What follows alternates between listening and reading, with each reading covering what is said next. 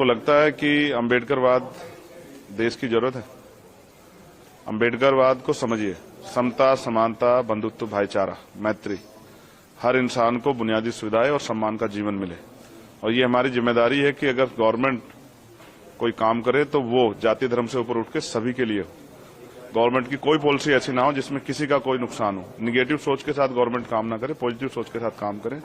देश की आजादी के इतने साल बाद भी अगर लोग लंबे समय से बुनियादी सुविधाओं से वंचित हैं तो इसके लिए सरकारें जिम्मेदार हैं। अब वो बुनियादी सुविधाओं पर बात भी होगी और नए अवसर कैसे तैयार हों। देश का नौजवान सड़कों पर है, बेरोजगार है, देश का किसान परेशान है, न्यूनतम मजदूरी नहीं मिल रही है और ना ही रोजगार है लोगों पे। लोग सुबह उठ के जाते हैं बिकने के लिए, लेकिन कोई खरीदने वाला नहीं होता, क्योंकि देश में 80 करोड़ से ज्यादा लोग ऐसे हैं जो हैंड टू माउथ है। अभी सबके लिए काम करना है। महिला सशक्त हों और सुरक्षित हों। दिल्ली में भी महिलाएं सुरक्षित नहीं है।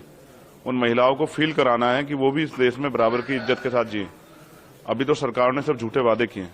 सरकार ने जो वादे किए उनको पूरा कराने के लिए सरकार से सवाल करेंगे। आपको लगता है कि कई जगह नाम बदले जाने की एक राजनीति होती है कि इसका नाम रख दो, उसका नाम रख दो, अम्बेडकर की मूर्तियां तोड़ दो, और एक दबाव की एक सोसाइटी है जो कि दबाव के अंदर काम करती है, तो ये निगेटिव थॉट है और ये इस निगेटिव थॉट को कब तक देश सींचता रहेगा, ये सवाल है। देश आजाद हो गया, अब भी अगर जाति के आधार पे या धर्म के आधार पर उत्पीड़न होता है तो देश को सोचना चाहिए।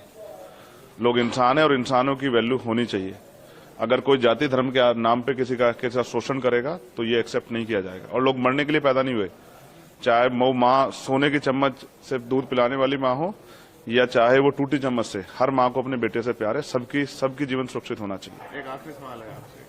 मेरे जैसे बहुत सारे लोगों की जरूरत है और मैं प्रयास करूंगा आजाद समाज पार्टी के जरिए वो पार्लियामेंट में आए। एक आखिरी सवाल है। प्रधानमंत्री मोदी कहते हैं कि ईवीएम में किसी ने दोष नहीं दिया इस बार के रिजल्ट में। आपको लगता है कि ईवीएम में कुछ गड़बड़ी है या फिर ऑपोजिशन का एक बहुत बड़ा चिन्ह है ईवीएम?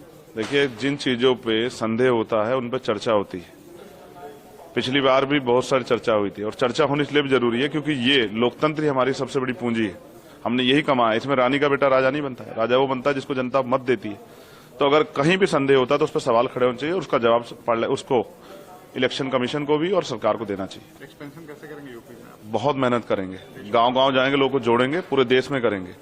बहुत बड़ी जिम्मेदारी है और वो एक बहुत बड़ा समाज उम्मीद लगाए बैठा है कि चंद्रशेखर आजाद के जरिए बाबा साहब अम्बेडकर और माननीय काशीराम साहब का अधूरा सपना पूरा होगा। धन्यवाद।